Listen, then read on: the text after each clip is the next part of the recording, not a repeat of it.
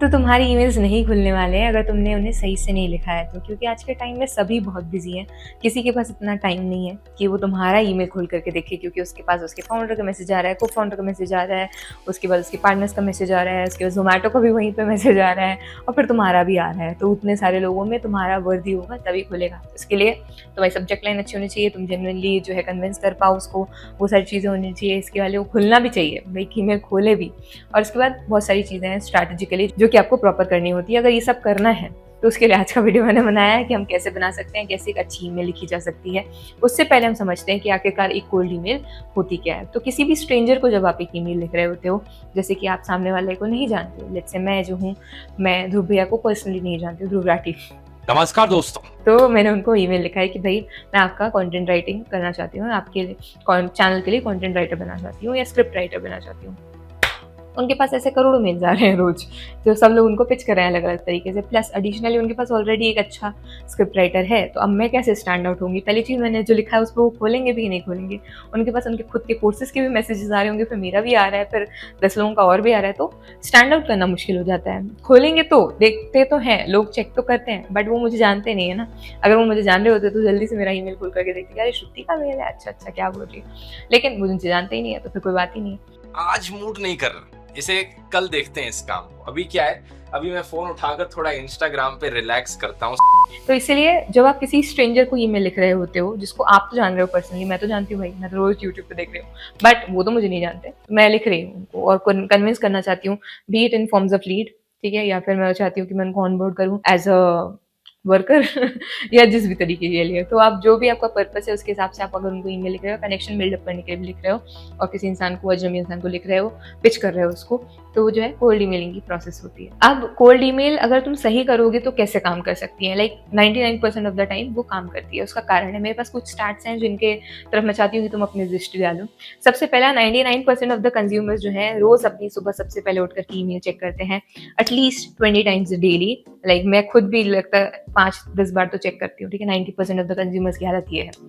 इसके बाद 58% of the user जो है वो अपनी ईमेल को, सबसे पहली चीज होती है ईमेल, जो वो सबसे पहले उठ करके मॉर्निंग में चेक करते हैं। 58% is a huge number, right. इसके बाद 28% ऑफ द यूजर्स इनबॉक्स जो है वो अपना डेली चेक करते हैं 10 times, like 10 times a day. And 65% check more than 3 times a daily. तो कुछ तो 2 टाइम और कुछ 3 टाइम्स, तो 3 टाइम में मैं भी आती हूँ, लाइक 65% में मैं भी हूँ। तो ईमेल इसलिए इंपॉर्टेंट है क्योंकि सब चेक करते हैं, और हमारे लिए एक अच्छा ऑप्शन हो सकता है कि भाई अब जब सब चेक कर रहे हैं तो हम यहाँ पे पिच करेंगे या हमारा मैसेज देंगे तो चांसेस आर हाई कि सामने वाला पढ़ लेगा।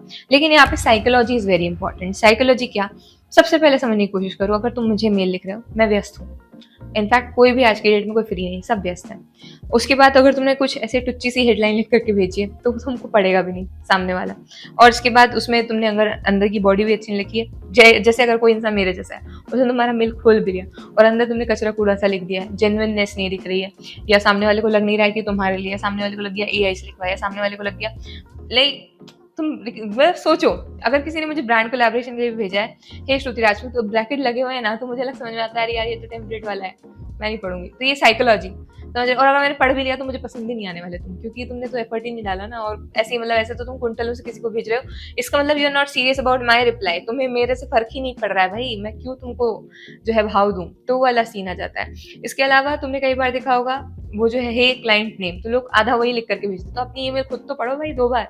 तो सामने वाले का साइकोलॉजी क्या होता है, अगर तुमने उसके लिए लिखा है उसको फील होना चाहिए कि तुमने उसके लिए लिखा है उसको। भाई सेल्फ लव जानते हो सामने वाला, एक उसमें एक पॉइंट है एक किताब का कि उसमें सामने वाले को वर्दी फील होना चाहिए, लाइक उसको अटेंशन मिलना चाहिए उस चीज़ के लिए। तो अगर तुमने किसी को लिखा है तो उसको लगना चाहिए कि तुम्हारे लिए ही लिखा है और मतलब तुम इम्पोर्टेंट हो, तुम्हारे रिप्लाई का हम वेट कर रहे हैं और तुम्हारा रिप्लाई मैटर करता है, तो उसको वर्दी फील कराना होता है कुल मिला करके पढ़ने वाले को।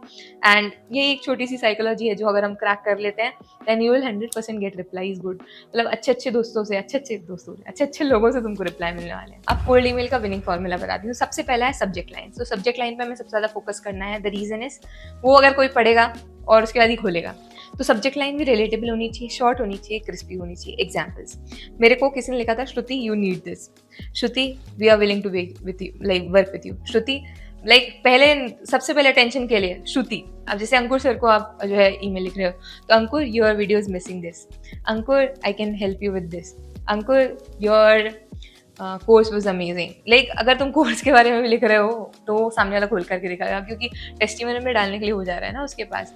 श्रुति your work really help me, Shruti you are inspiring and कुछ भी। तो मतलब समझ रहे हो, सामने वाला अगर आपने उसके नाम से स्टार्ट किया और उसके बाद एक अर्जेंसी क्रिएट करी तो सामने वाला जो है उसको ज़्यादा रिस्पॉन्स देता है। तो ये these were just an examples दोस्तों, ये मेरी तरफ से कि मुझे इस तरीके के मिलते रहते हैं और मुझे लगता है कि यार सही है, क्या मिस कर रहे हैं या क्या रह गया है या क्या अच्छी चीज़ है, तो वो उसके चलते सामने वाला खुल करके दिखता है। This was the point number 1 which is subject line. इसके बाद फर्स्ट लाइन जो होनी चाहिए पर्सनलाइज होनी चाहिए, बहुत पर्सनलाइज होनी चाहिए, जैसे मैंने बोला हाई ब्रैकेट में नहीं। और उसके बाद उनके बारे में होनी चाहिए। लाइक फर्स्ट लाइन अपने बारे में नहीं कि hey I am Shruti and I am a content writer and फलाना ढिमकाना, तुम अपनी कथा लेकर के शुरू। अरे उसके लिए लिखा ना, उसको अटेंशन तो दे दो। मैंने बोला ना सामने वाला अटेंशन का भूखा है। सो हे श्रुति, जैसे अगर तुम मुझे लिख रहे हो, just an example again, hey Shruti, I've watched your falana dhimkana video and I really liked it.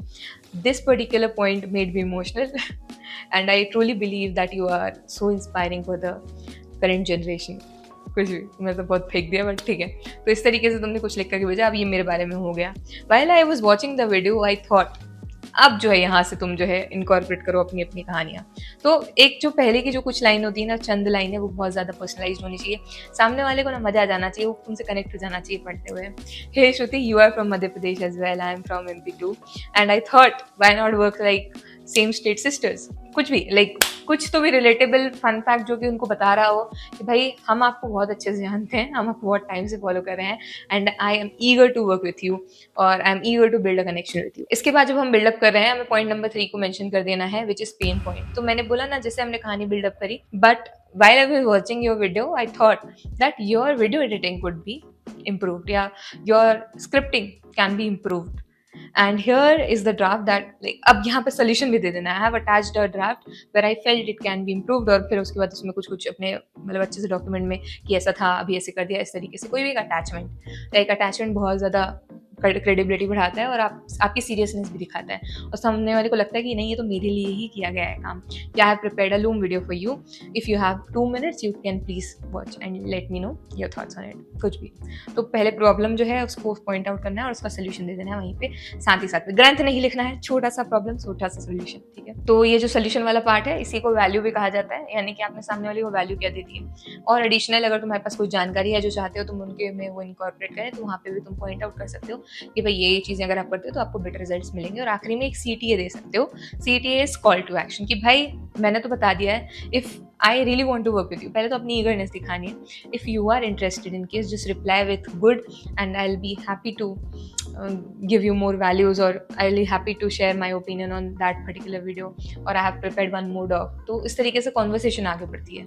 तो उस तरीके से एक अच्छा CTA तुमको देना पड़ेगा ताकि सामने वाला जो है आकर के कन्विंस हो। आसान नहीं होता किसी को क्लोज करना, भाई किसी से पैसे लेना तो थोड़ा सा मेहनत तो लगती है, बट हाँ ये एक प्रॉपर स्ट्रक्चर रहेगा जो कि काम करता ही करता है। बट अगर तुमने किसी ने कॉपी किए सब्जेक्ट लाइन या कुछ भी, वो नहीं कॉपी करेंगे, क्योंकि मुझे तो पता है ना कि ये मैंने बताया है, मतलब एटलीस्ट मेरे पे तो नहीं करेंगे, बाकी तुम ट्राई कर सकते हो। अब यहाँ पर मेरे पास कुछ टूल्स हैं तुम्हारे लिए जो कि तुम्हारी जेन्युइनली काफ़ी हेल्प करने वाले हैं।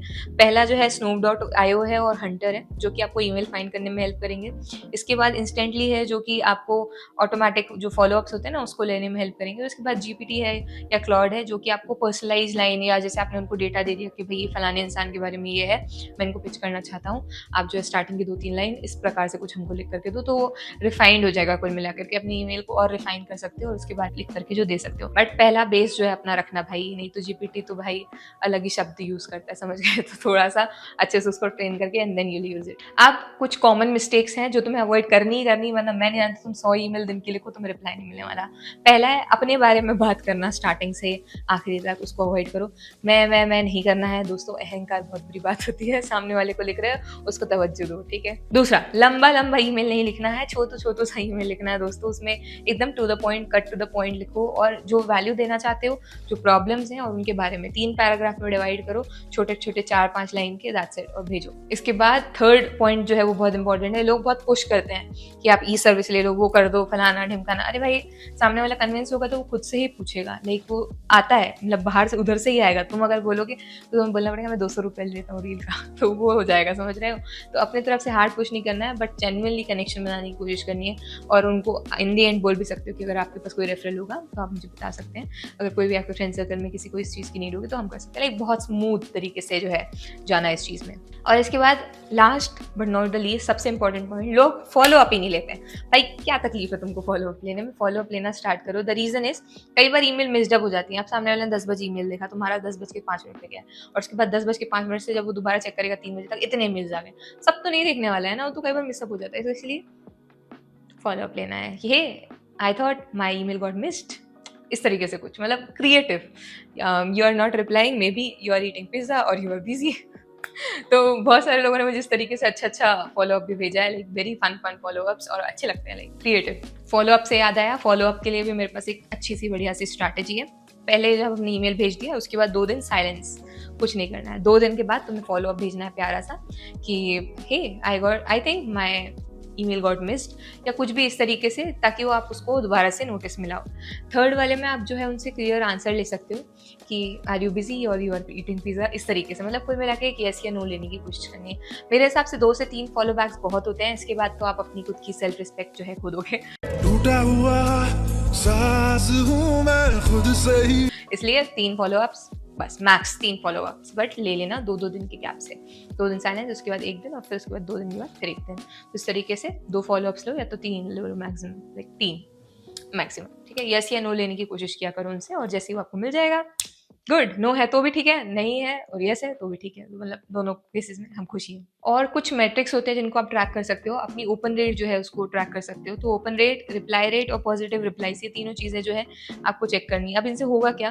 तो अगर आपकी ओपन रेट अच्छी है तो इसका मतलब क्या हुआ, आपकी सब्जेक्ट लाइन अच्छी है, तो हम उसको दोबारा यूज़ कर सकते हैं। उसको हमारे डॉक्यूमेंट में जो है हम शामिल कर लेंगे कि this is a good subject line, और इसको मॉडिफाई करते हुए हम आगे भी यूज़ कर सकते हैं। दूसरा, हमें रिप्लाई रेट, अगर हमें रिप्लाई रेट अच्छा आ रहा है तो इसका मतलब हमारी ईमेल्स एक्चुअली में इंटरेस्टिंग है और अच्छे हैं, तो हम उसको फॉर्मेट जो है कंफर्म कर सकते हैं हमारे उसके लिए। और तीसरा है पॉजिटिव रिप्लाईज, तो इससे हमारी सर्विस की और हमारे खुद के पोर्टफोलियो की या हमारी वैल्यू की हमें थोड़ा सा आइडिया लग जाता है कि सच में लोग हमारी सर्विसेज में या हमें इंटरेस्टेड हैं कि नहीं है। और इनके बेसिस पे अपने जो भी रिजल्ट्स आ रहे हैं उनके बेसिस पे हमको जो है ट्वीक कर लेना है हमारी मेन कॉपी में, तो हम उस हिसाब से फाइनल रिजल्ट्स निकाल सकते हैं। तो बस इतना ही। अब जाकर के प्रैक्टिस करो और चीज़ों को जो है रियल लाइफ में एग्जीक्यूट करो and do let me know your results. Also tag me on Instagram, share this video, please post it and this will help me a lot. जल्दी फॉलोअर्स बढ़ाते हैं दोस्तों, कहाँ 1 मिलियन करने हैं हमें, ठीक है। Alright, so that's it for today. If you're watching till now, drop a yellow heart or yellow star in the comment section below. I'll see you next Tuesday, Friday, 4 PM. तब तक के लिए do like, share, comment, subscribe. Bye.